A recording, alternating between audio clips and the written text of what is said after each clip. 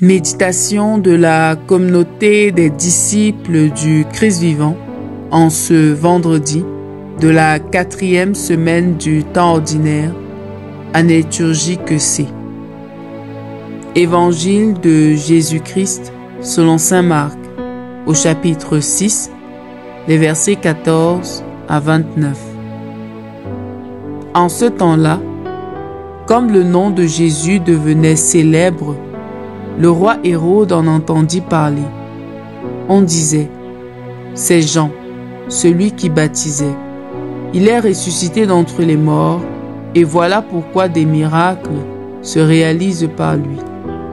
Certains disaient, c'est le prophète Élie. D'autres disaient encore, c'est un prophète comme ceux de jadis.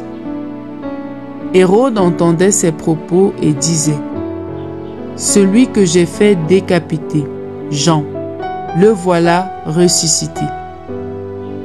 Car c'était lui, Hérode, qui avait donné l'ordre d'arrêter Jean et de l'enchaîner dans la prison, à cause d'Hérodiade, la femme de son frère Philippe, que lui-même avait prise pour épouse. En effet, Jean lui disait, tu n'as pas le droit de prendre la femme de ton frère. Hérodiade en voulait donc à Jean, et elle cherchait à le faire mourir. Mais elle n'y arrivait pas, parce que Hérode avait peur de Jean. Il savait que c'était un homme juste et saint, et il le protégeait.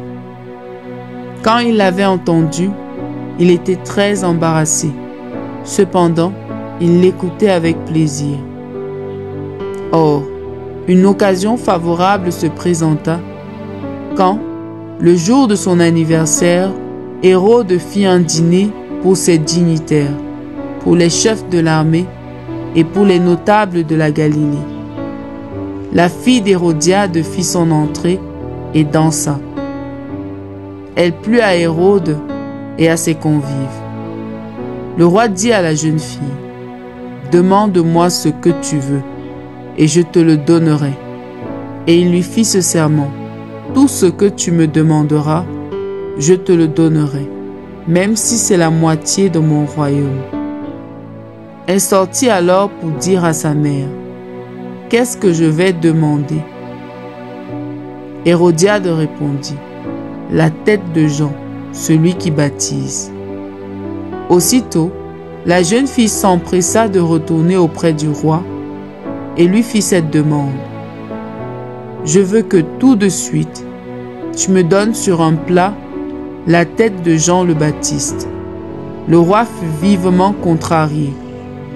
Mais à cause du serment et des convives, il ne voulut pas lui opposer un refus.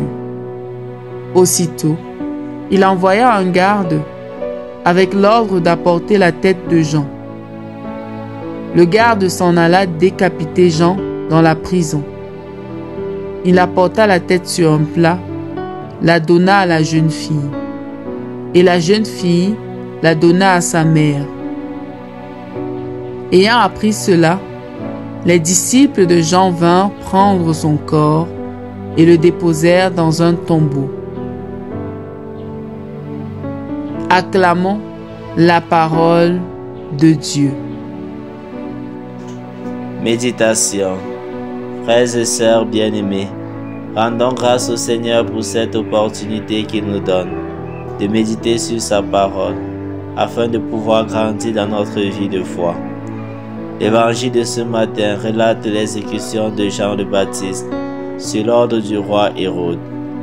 Jean avait courageusement dénoncé l'union illégitime d'Hérode avec Hérodiade, l'épouse de son frère Philippe, affirmant « Tu n'as pas le droit de prendre la femme de ton frère ».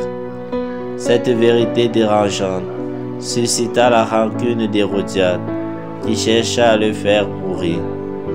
Profitant d'une promesse imprudente d'Hérode, après une danse de sa fille, elle obtient la décapitation de Jean.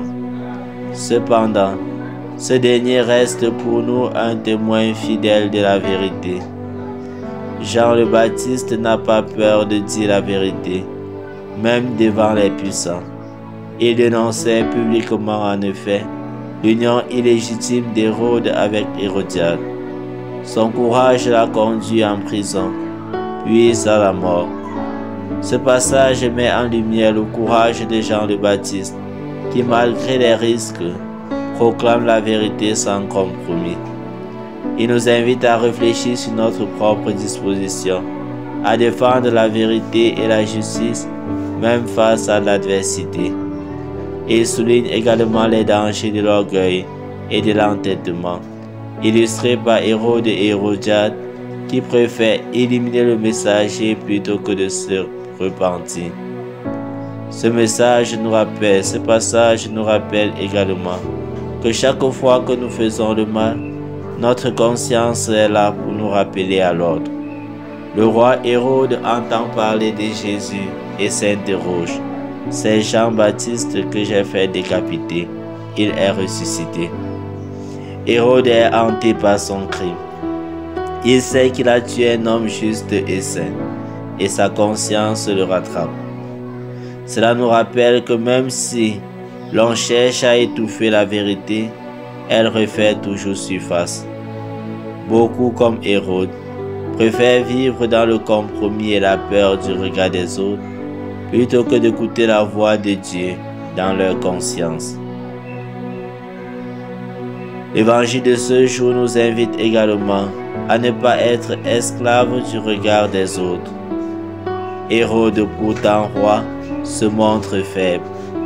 Il apprécie Jean-Baptiste, mais cède à la pression de son entourage.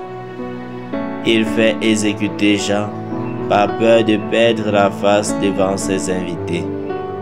Ce passage nous met en garde contre la lâcheté et le désir de plaire aux autres au détriment de la vérité. Suis-je fidèle à mes valeurs, ou est-ce que je me compromets ou je compromets ma foi par peur du regard des autres? Prions.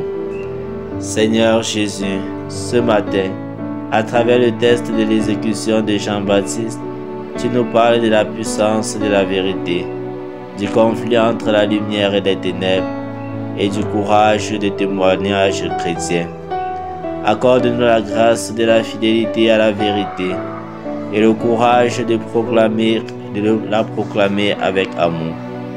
Prions également pour que nos cœurs restent ouverts à la conversion, acceptant les corrections qui nous rapprochent de Dieu.